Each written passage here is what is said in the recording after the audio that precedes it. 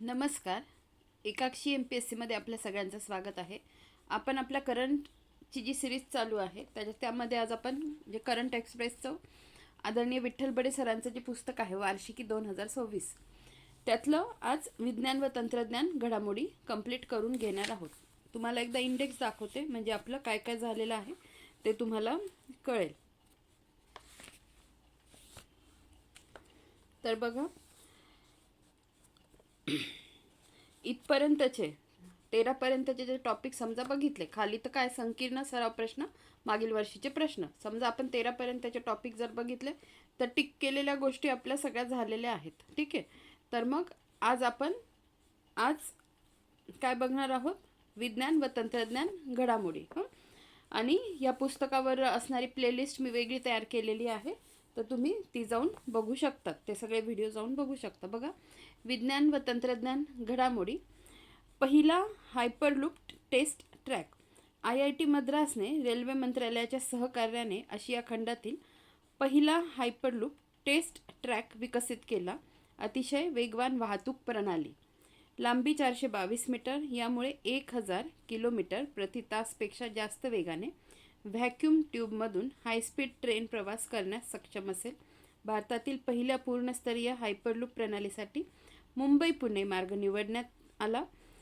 याविषयीची संकल्पना Elon Musk यांनी 2023 साली मांडली. या प्रकारच्या व्यवस्थेत निर्वात पाईप, व्हॅक्यूममधील विद्युत चुंबकीय डबे तरंगत्या अवस्थेत वेगाने पुढे जातात.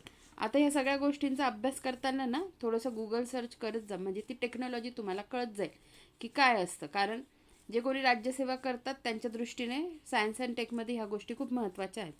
तर एक पूर्ण असा गोल डबा असतो आणि त्याच्यात ती ट्रेन धावते आणि ती पण अधांतरी धावते. मग तेच मॅग्नेट वापरलेलं असतं त्याच्यात. ठीक आहे. तर इन डिटेल मी सांगत नाही, पण जेव्हा तुम्ही ते बघाल की ती लूप असतं, एक मोठा डबाच असतो, लूप असतो, त्याच्यात ती ट्रेन एक काही सीटची ट्रेन असते, ती त्याच्यातून वाहते. ठीक आहे. सध्या एकच बोगी असते त्याला, त्या बोगीत लोक बसतात. तर मग अशा पद्धतीने ती ट्रेन आहे. तुम्ही एकदा गूगल सर्च करा, तुम्हाला कळेल. ठीक आहे. तर पुन्हा बघा, आता हे काय आहे? पहिला हायपरलूप टेस्ट ट्रॅक म्हणताय IIT मद्रासने. बघा, एकदा आपण ह्या गोष्टी बघून घेऊ.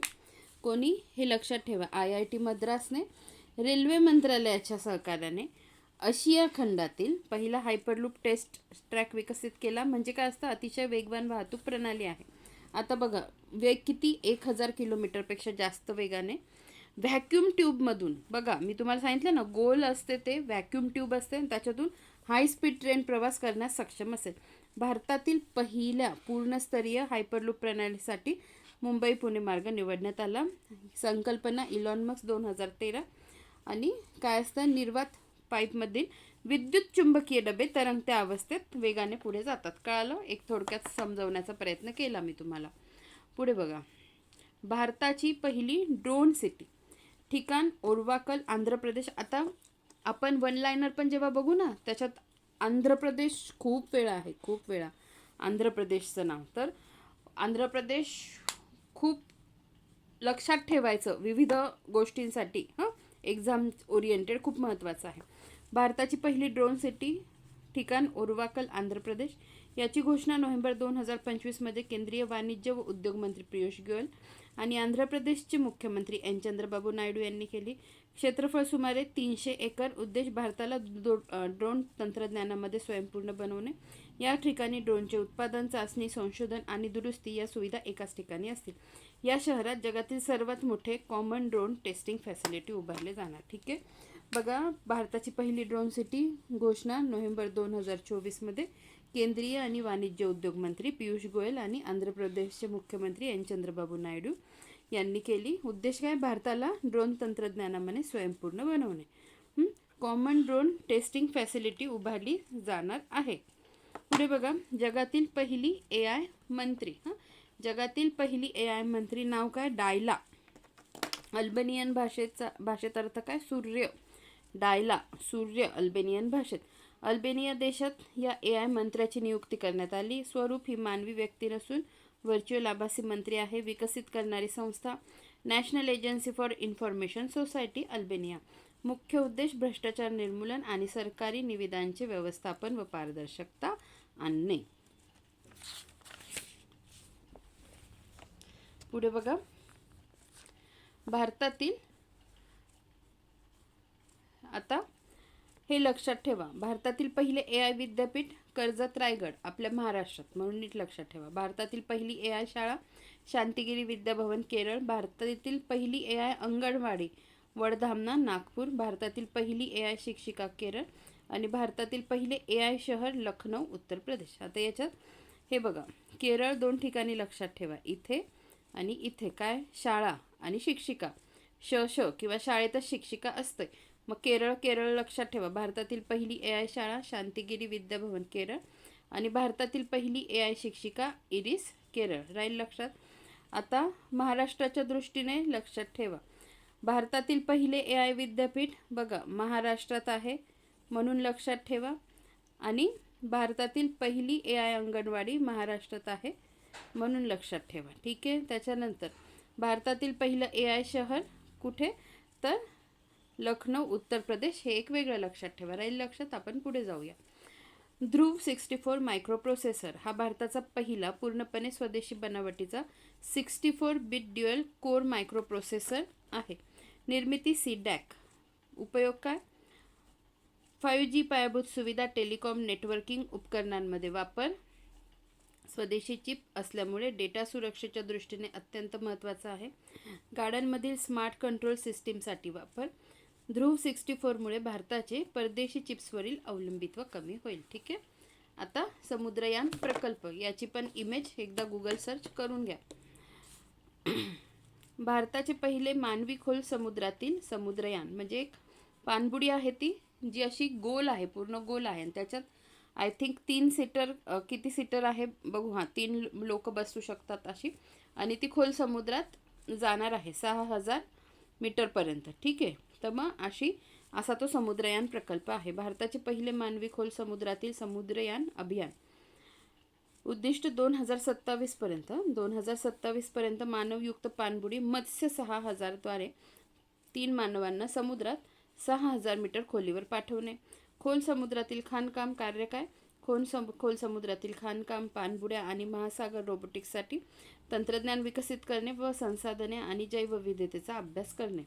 खोल समुद्रात मानवी मोहीम राबविण्याची क्षमता असणारे देश: अमेरिका, रशिया, चीन, जपान, फ्रान्स. ठीक आहे. नीट लक्षात ठेवा. खोल समुद्रात मानवी मोहीम राबवण्याची क्षमता असणारे देश: अमेरिका, रशिया, चीन, जपान, फ्रान्स. ठीक आहे. पुढे बघा, भारतात गुगलचे पहिले AI हब कुठे बघा? विशाखापट्टणम, आंध्र प्रदेश. पुन्हा विशाखापट्टणम म्हणजे आंध्र प्रदेश आलेला आहे. आपण काउंट करत जाऊ. आंध्र प्रदेशच्या न्यूज एका ठिकाणी लिहून काढा, खूप महत्त्वाच्या आहेत. पहिले आता कुठे आलं की पहिली ड्रोन सिटी इथे आंध्र प्रदेश पहिल्यांदा आलं, ओरवाकल. म्हणजे जोड्या लावांच्या स्वरूपात सुद्धा आंध्र प्रदेशवर प्रश्न येऊ शकतो, कारण आंध्र प्रदेशमध्ये खूप गोष्टी आहेत. ही दुसरी न्यूज आंध्र प्रदेशची बघा. भारतात गुगलचे पहिले AI हब विशाखापट्टणम, आंध्र प्रदेश. अमेरिकेबाहेर असणारा गुगलचा सर्वात मोठा AI हब. मुख्य भागीदार गुगल, अदानी समूह, भारती एअरटेल. उद्देश भारतात AI आधारित परिवर्तन जलद करणे, स्थानिक उद्योजक व्यवसायांना, वापरकर्त्यांना अग्रणी AI तंत्रज्ञान उपलब्ध करून देणे. ठीक आहे. आता पुढे बघा.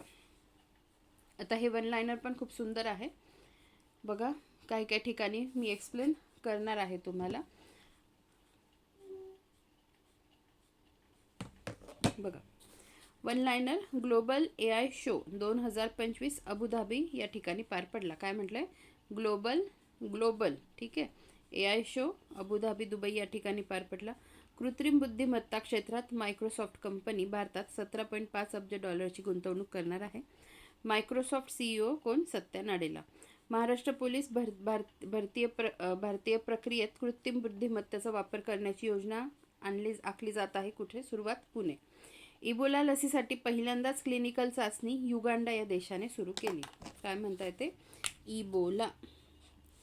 इबोला लसीसाठी पहिल्यांदाच क्लिनिकल चाचणी युगांडा या देशाने सुरू केली. पुढे बघा, क्वांटम विज्ञान व तंत्रज्ञानाचे 2025 हे आंतरराष्ट्रीय वर्ष म्हणून घोषित करण्यात आले.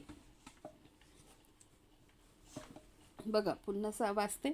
क्वांटम विज्ञान व तंत्रज्ञानाचे वर्ष, तंत्रज्ञानाचे 2025 हे आंतरराष्ट्रीय वर्ष म्हणून घोषित करण्यात आले. कृत्रिम बुद्धिमत्ता वर्ष देखील आहे. महत्त्वाची आहे ही न्यूज. नंतर ऑक्नोसेर्सियासिस रिव्हर ब्लाइंडनेस निर्मूलन करणारा आफ्रिकेतील पहिला देश कोणता? नायजर. आता ते काय असतं ते बघून घेऊ एकदा.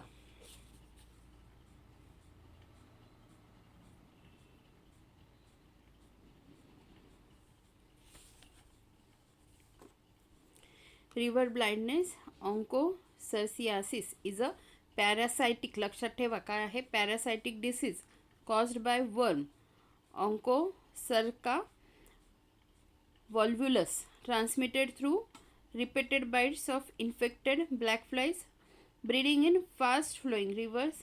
It causes severe itching म्हणजे खाज येणे, skin rashes, disfigure in nodules and irreversible blindness.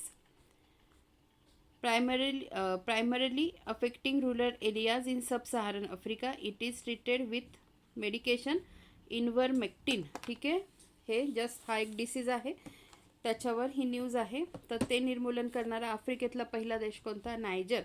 आता आफ्रिकेशी रिलेटेड काही न्यूज लक्षात ठेवा. आता इबोला लसीसाठी पहिला